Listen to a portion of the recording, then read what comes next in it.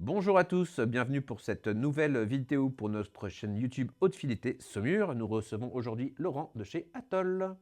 Bonjour, Bonjour Nicolas, tu vas bien? ça va bien et toi? Impeccable. Donc tu vas nous parler d'un nouveau produit que vous avez sorti il y a combien de temps? Ça fait à peu près 2 ans qu'on l'a sorti, Ah un oui, an et demi, deux tu ans. viens de le sortir, je suis l'actualité quoi en fait. C'est ça. Non, ça fait quelques temps qu'il est sorti déjà, ouais. D'accord. Donc un préampli phono, du coup ça vous en fait deux en externe, Oui, c'est ça? ouais, Et, 2 modèles. et deux cartes en interne, si je ne me trompe pas, c'est ça? Et on a 2 cartes en carte optionnelle qu'on peut mettre dans les produits, qui sont la carte P50 et la carte P100.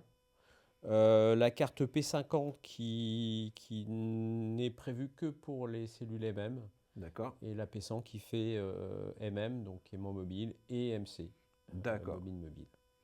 Donc ça, c'est votre produit phono le plus haut de gamme. Oui, alors on a le PH 200.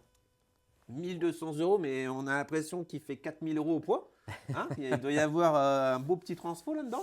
Alors il y en a même deux, il y en a un par voie D'accord. et une très grosse alimentation. On a fait un gros travail sur les alimentations, sur les régulations. Et il est en vraie configuration double mono. Donc on a une partie alimentation, transfo et régulation par côté. D'accord. Donc à l'avant, on revoit un petit bouton pour voir quand c'est allumé et éteint. C'est Voilà, ça. Et si on regarde à l'arrière, qu'est-ce qu'on va retrouver? Bon, l'alimentation 220, 220, l'interrupteur marche-arrêt. marche arrêt, entrée et sortie, Voilà. et les petits switches qui nous permettent de régler, c'est ça? Et les switches qui vont permettre de régler, d'adapter la partie préampli à la cellule que l'on veut y brancher. D'accord. Donc MM, MC au rendement ou MC bas rendement, bas niveau. D'accord. Et là, on peut éventuellement aussi choisir Régler la de capacité. régler voilà, le filtre d'entrée s'il y en a besoin.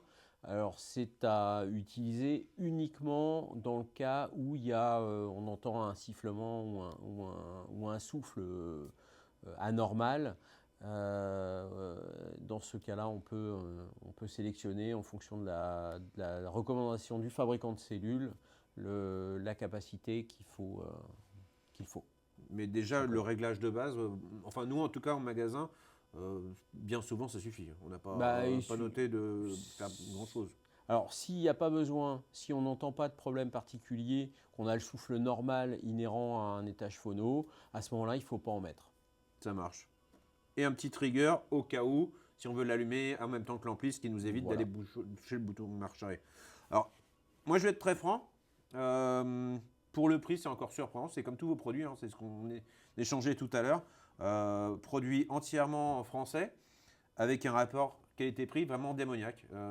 Peu importe les cellules, MMC qu'on a branché dessus, avec des grosses platines, comparé avec des produits beaucoup plus chers, vous allez vous faire pas que des amis, les amis. Ah, ben, alors après, nous, l'idée, c'est vraiment de proposer au meilleur prix des produits performants. Là, en l'occurrence, on est sur donc des étages propriétaires en pure classe A, entièrement à composants discrets, donc on est entièrement à transistor. Sur le filtre ERIA, on n'utilise que du composant top. Donc là, on est sur du condensateur en mica argenté. On a mis le paquet pour que ça soit vraiment très bien musicalement. Pas de condensateur de liaison, donc on est à courant continu. Pas de limitation dans le grave. Ce qui permet d'avoir un grave qui descend, qui est profond, qui n'est pas limité,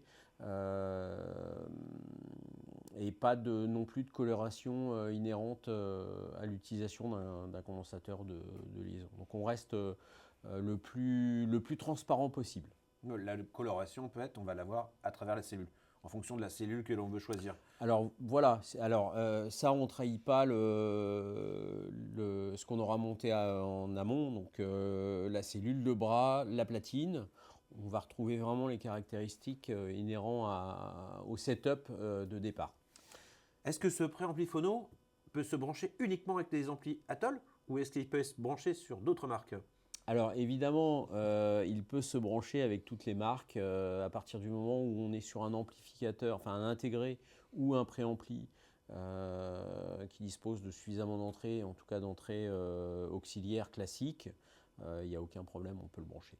Oui, ne pas brancher sur une entrée phono, forcément. Alors il ne faut pas cumuler phonos. deux phonos, non. Bon, bah parfait. Bah, je pense qu'on a bien fait le tour de ce produit.